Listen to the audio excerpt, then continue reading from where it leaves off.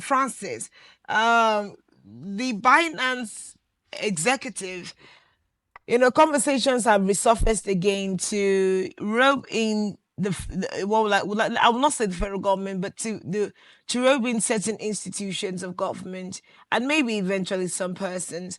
But remember that the executive of Binance Nigeria, Gambrian, claimed that certain persons within the highest institutions of government in Nigeria had requested a bribe from him to the tune of $150 million in the time of the processing of his case. And that has been a really strong conversation in recent times. But the House of Representatives have come out to say that the claims of this bribery by Tingran Gembrian is majorly targeted at discrediting Nigerian institutions and Nigerian public office holders. You're going to first wonder, is this something that is, when it will be different when someone accuses you of something you cannot do, and then that becomes a strong conversation. But when someone accuses you of something that you're capable of doing, we would rather think that an investigation into these allegations is something that the federal government and the House of Representatives should rather be looking into, apart from just trying to do public relations management of no, it's not true. They're trying to discredit our public institutions.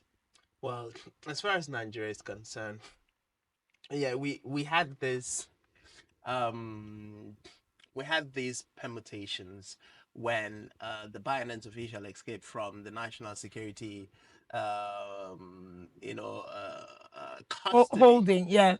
We had this conversation. How is it that a high profiled individual that is accused of being involved, whose platform has been accused of being used to finance terrorism, to finance insecurity, to fuel the arms and ammunition that these criminal elements and non state actors are able to use in destroying lives and properties, including those of the men and women of the Nigerian security forces?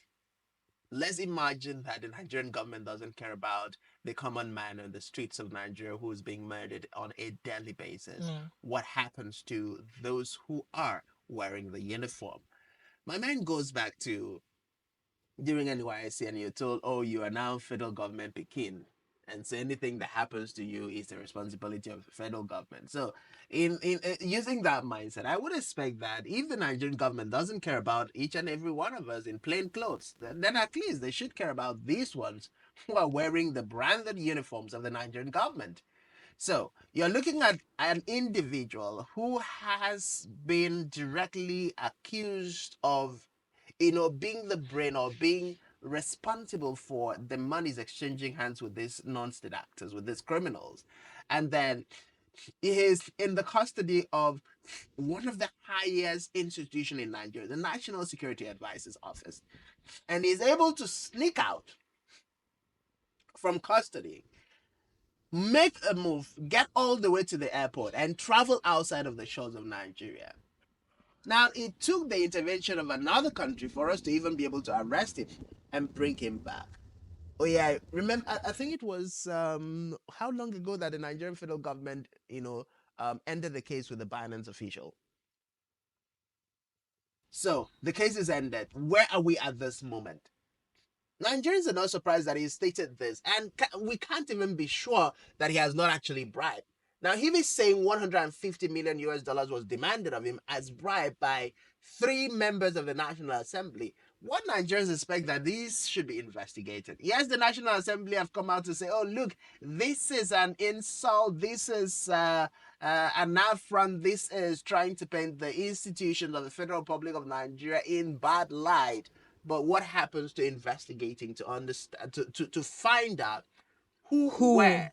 Now, if there is any point at any point in time that Gambayan should be really, really questioned, this is the time for it. If you're saying three individuals or three members of the National Assembly came out to tell you, give us 150 million And US will dollars, make your case go away. and your case will go away. This is the time for him to be questioned. Because we need to understand, we need to know who these individuals within the National Assembly were.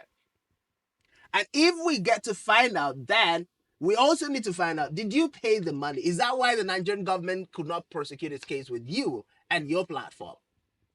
And then the individuals in question need to be prosecuted. Because otherwise, if this is one of the things that is being swept in the carpet, I mean, it will just further increase our ranking as one of the most corrupt nations in the world. Now remember that not only now this he didn't asperge this allegation just widespread. He said certain members of the House of Representatives, and he actually named them.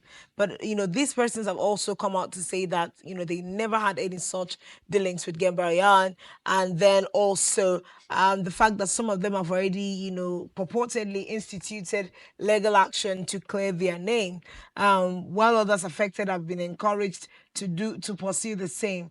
I'm not sure that, except that is an abstract. Now, two things can be playing out here.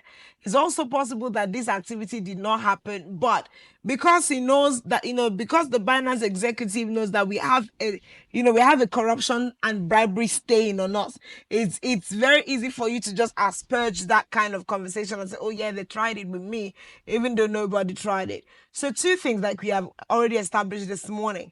The best way to put this to rest is a quality investigation, either to ascertain whether or not Gabriel is lying, or if the House of Reps members are lying. But at the end of the day, it's important that persons that are in strong and high institutions of government stop being an embarrassment to the rest of the country.